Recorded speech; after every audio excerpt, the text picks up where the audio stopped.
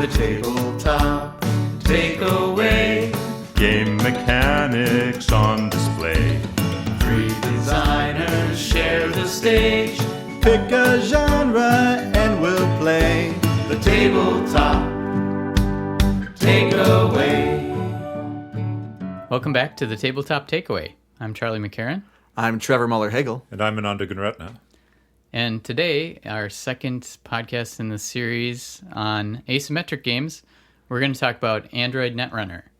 This is one of my favorite games of all time. It's a 2-player card game, and one player is set in this like cyber future.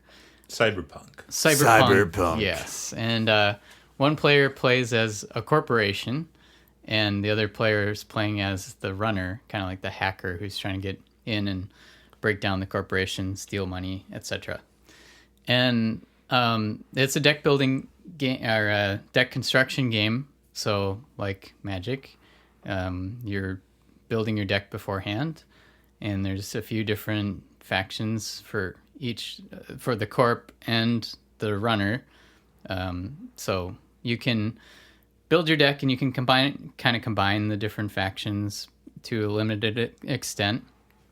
And yeah, this one comes from Richard Garfield, who created Magic the Gathering. So it's not a surprise that it's a cool and interesting game, because he does a lot of those.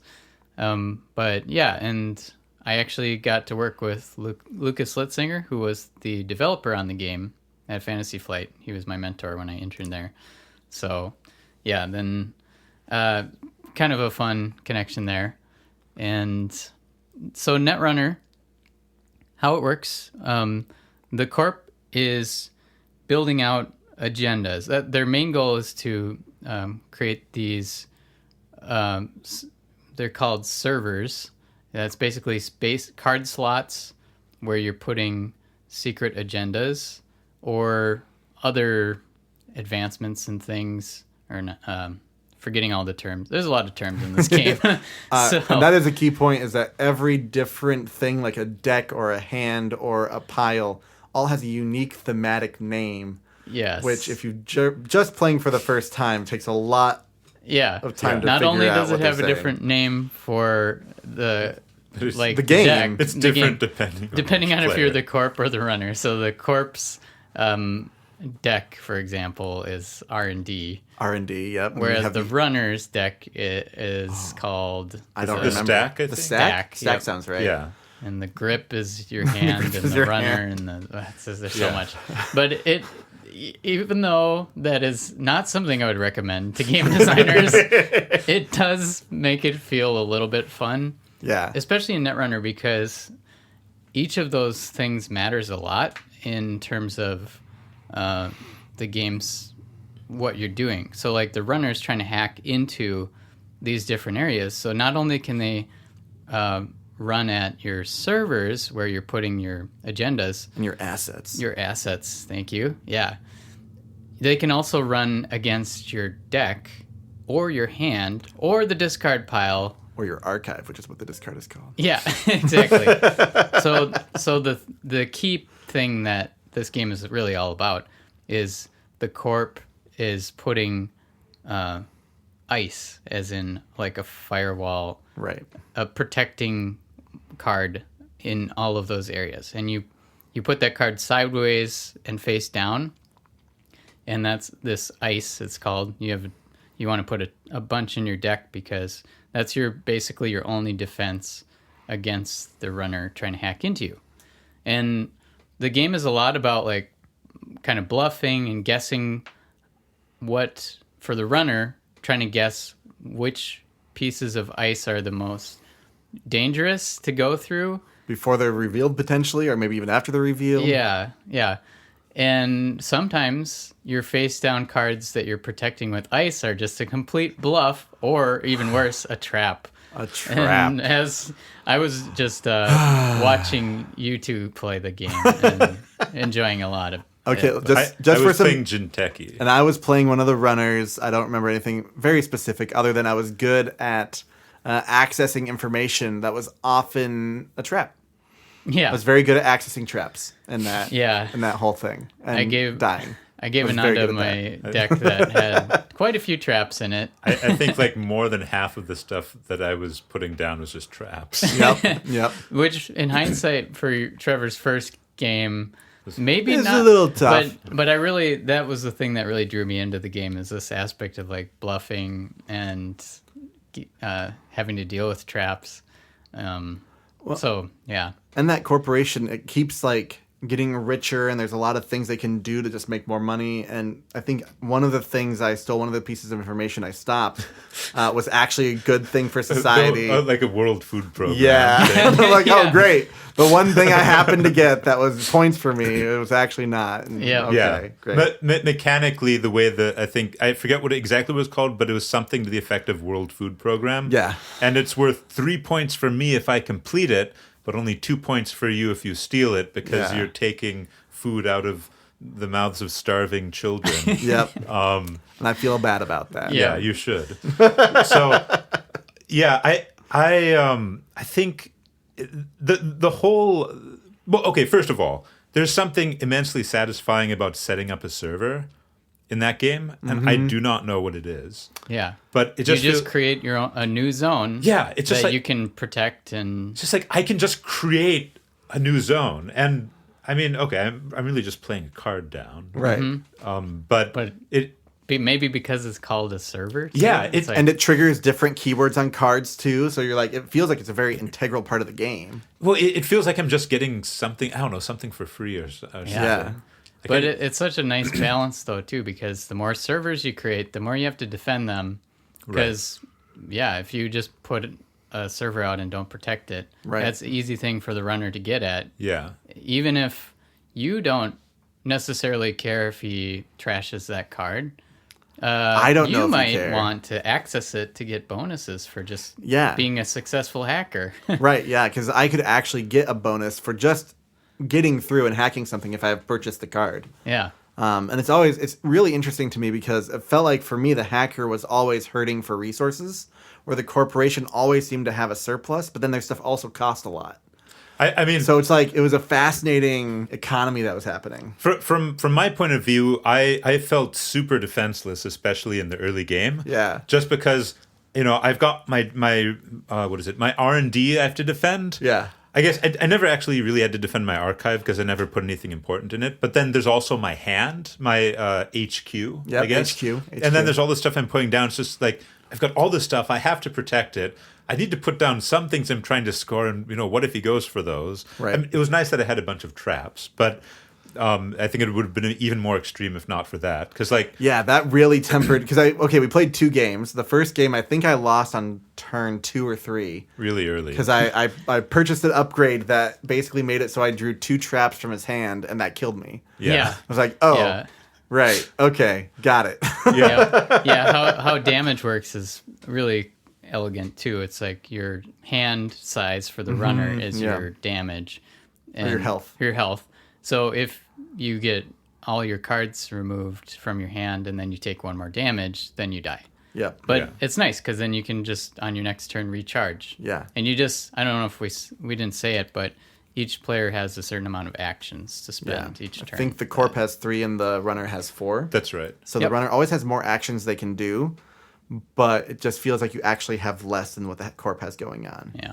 And the corp auto draws a card every turn. So Right. that's the other game end, is if it happened to last a real long time, the corp would just lose from And running out the you guy. had a unique ability at Yeah. one point. My corporation, what was it? Palantir, something remember. foods. Palina. Anyway, something with a P. But my special ability was every time the first time each turn the runner drew a card. Yep. I would Get a coin. I would get a coin. Yep. Paired with. And I had ways to make you draw cards, and also just dealing damage to you makes you really want to draw cards, because you Right. realize pretty early on that if you didn't have a lot of cards in your hand, when you went and on a run, you would just die. Yep. Yeah. So it had some pretty nice synergy with all the traps. Yeah, my favorite was when you were able to make me draw on your turn and get a coin, and then make me draw on my turn and get a coin. Yeah. And I was just like, oh my god. Yeah. Yeah. So one thing that I think's kind of interesting, I noticed this time around that I didn't think about before, but really the runner is the one who's doing everything to the corp. Yeah, it's Like the the aggressor. corp is essentially just either defending, or there are some cases like traps where your cards respond to what the runner did, but it's always based on something the runner did. Right. Like you can't, Yeah. the corp can't just attack There's not necessarily. It's I mean, like, yeah. yeah. Even the cards I had that were kind of like an attack still required that the runner did a certain thing on their last turn. right, Yeah. which is how I died. I think this is actually my takeaway for this, because the way that Android Netrunner is set up, one player is like super aggressive and super interactive and like driving all the player interaction, and one player is sort of passively building up. And that's actually really good because, like, personally, my play style, I like to focus on my own area and build stuff up. I'm not really that into attacking other players. I Attacking through investment and building up your own stuff. Like that. I mean, yeah, actually I actively. I prefer to build my engine. Yeah. Like in RTS games, I would always just like build a bunch of defenses around my base and then sort of ignore everything yeah. outside. And I think that's really good because some people do really like, being aggressive in games, and having a faction that's very passive and a faction that's very aggressive means that everyone has something they can do. And the player who's playing passively, their role can be kind of like to set up challenges for the other player. Yeah. I think that's a really good setup for an asymmetric game. Yeah, you're Yeah. almost looking at the DM PC in an RPG relationship, right? Where the DM is setting up the challenges for the player character to go through. Yeah. And while in that moment, like, it's more about narrative and storytelling and doing something that's actually beneficial to the people playing the game. Right. This is actually competitive, where you are still trying to win as the DM character or the one organizing and building up the world or whatever's happening.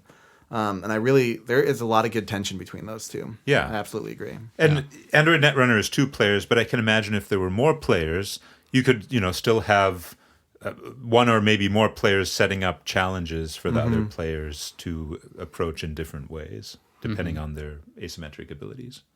Yeah, and it depends on also if you're now talking about team asymmetricality or if it's like there's a third asymmetric role in the game. Because obviously then it can have a really dynamic shift. If there's a third party that's like, I don't know, it'd be like a marketer or marketing guy that's like selling goods to both the corporation and the runners. It's like, oh, this character is like now created this third point who is not aggressive or passive, but can actually steer the thing and then has their own goal for winning. The marketing game. Yeah. The Sort of market. like the otters in Root, sort of. I haven't played the otters. Oh, they're fun. yeah. Yeah, I mean, throwing it back to our last episode with Rude, it seems like the cats, for example, is a little more like the corporation. Like you're still maybe attacking, but the birds are way more like the runner. It's like I'm building up and to taking try to- away locations from Right. the cats. Yeah, because the cats do not have the actions to go after everything. No, Right. no, not with that many spaces under their control. Yeah. I think my takeaway is the amount of cleverness you can feel. I think especially as the corp. I also really like playing as the corp because the fact that you're playing a lot of cards face down, not only your hidden agendas, which might be traps, but also every piece of ice is face down. So it's just this really satisfying.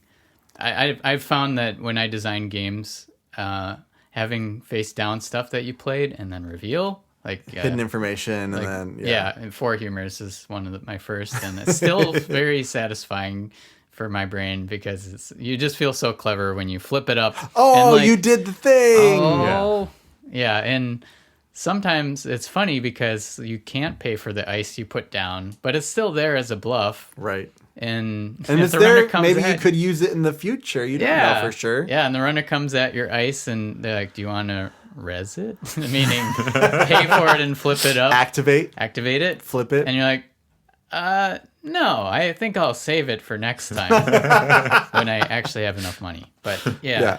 that's my favorite part about this game. Yeah, there is a lot of dialogue there, and like being able to look at the corpse, because you can look at each other's money at any time. And if they have, if the corp has a ton of ice out there that's, unresed, like, oh, hey, maybe I just go down the one that has like 3 different ices and just try to make them spend their money there. Mm-hmm. And then I can do another run and they have no money left. Yeah. Right. And so, like, I obviously, now that I've played it a couple times, I have better strategies in my mind for what I could do. Yeah. Of course, you'd have to survive all the... You'd have to survive. Runs. And so maybe there are cards that let you kind of back out of a run as soon as something's revealed. And so just having these little tricks up your sleeve. Yeah. And actually, that's a rule I didn't explain, I think, because it didn't come up much. But you can, after the first piece of ice, you can always jack out and get out of there if you're going to die. But yeah, and it, there's a lot of text on the cards. It's very much... a Magic style game where there's a lot of unique intricacies with how everything interacts with each other, which I think is great because you really have a lot of versatility between the cards and your deck construction and being creative. And I know we've talked several times about being creative in games, and it makes you feel good. Oh yeah. That's a good point. Yeah, the servers, especially, like on the corporation side, just how you build your server and how you structure the ice in front of it does feel pretty creative. Like, okay, what am I going to put in this server, and what ice am I going to put? Because, like, if I have a trap for you, maybe I put some ice that deals some damage on the way in. Oh yeah. And that's all just because you're setting up these locations that can have multiple cards, as opposed to many games where you just put the cards in one area. Yeah, you have the monster here, and you attack the monster's dead. Like, okay, well, here's another monster. Yeah. It's like, okay. Yeah. But having those different layers and being able to customize it, and then also being able to customize the decks. Right. Yeah. So both ends, it does feel really creative, which is great. Yeah. And I'd say, like, the only real drawback I see of this game, which some people would not say is a drawback, is just in this kind of a game where there's so many cards out there from all the different sets. This one especially, you really need to know what's the possibility of cards that people could play. Whereas even in Magic, you might need to know what's some instance that people can play, but generally you'll get a chance to respond. But like someone could have a card in their deck that you just have never seen before. Oh, right. As a piece of ice, it's like, oh, I died. But I guess on the other hand, that's why you want to keep playing these games again. Right. Which I think is a theme of asymmetric games in general. Like they're very replayable. Yeah. Well, and even though like you have 2 specific roles that are asymmetrical, but then you have variants in each of those roles that can have different play styles, and it stays within that realm, right? You're not changing the rules of how the role operates, but it feels a little asymmetric when you create a new corporation or a new runner. And it's like, oh, now this one operates this way, and I want to aim for these things. But how is that going to do against this style runner? And with Magic, all colors react very similarly. A red-blue deck will react always like very similarly to other red-blue decks. Even though like they may be fairly different in their actual composition. Yeah. In this, it feels very open because I didn't. Maybe there are more suits that I didn't really notice. But it just felt like it was very kind of free to just like, okay, I want this kind of equipment in this deck, and I'm going to need this kind of thing or this kind of ability to help me gain more money for this stuff. It feels, I don't know. Yeah. So sort of a tangent, but you just made me think about like how you start with your leader as the runner, and the corporation has an identity card, and it actually gives me the feeling of like commander decks in Magic, where like this wasn't part of the original design of Magic, but the commander format, you pick one card that's your leader that you get to start with on the table, and it's kind of nice because then I could like look at your card and see, oh, that's maybe the strategy you're going for. Right, you have a feeling for where they're going. Yeah. Not that you can change anything with your deck, but But what you bring out, it may change drastically. Like my play, do 2 runs or take 2 cards when I complete a run Yeah. against HQ. That's what killed me the first time. yeah. You know- if you had looked The second more time I carefully, decided no. yeah, No, I discarded both of those cards I had because I'm like, okay, well, we don't want to use that this time. yeah, Because I learned from my mistakes. yeah. Kind of. Ish. No, the second game was pretty close. I Yeah, think. yeah. You I had a lot of points until I died. I was doing pretty good. I think because you didn't have any completed. No, I don't. Yeah, I don't think I had completed because you stole the food from the starving. I stole orphans. the food from the orphans, and I think I got another one too. Yeah, So I was a little over halfway to winning, and then and you then, you actually did an attack card that was Yeah. a response to my run. yeah. Well, and a little bit throwing it back to what we talked about with Root, having a communal points track. Mm-hmm. Netrunner is very asymmetric, but yet your points, each player is trying to get to 7 points. when you're trying to get win. the same cards too, Yeah. like the Yeah, corporations. the exact same. The exact cards. same cards. The corporation is putting out I think they're called agenda cards, right? The Yeah. corporation is setting the agenda, and either the corporation is going to get those points or I'm the gonna runner stop it. is. Yep. Yeah. So, Yeah, and having, which is actually really interesting, and I'm gonna just kind of commandeer that thought for my takeaway because I really like the fact that in this specific instance on a 2-player game where one is somewhat powerless and the other has a lot of power, having the one with a lot of power also be playing the victory conditions, like that to me is like, I need to attack them. I need to take that away from them before they win. And like it can wire your mindset entirely for how you're going to be playing the game. And it really, honestly, they just did such a good job of getting you into the theme of the game.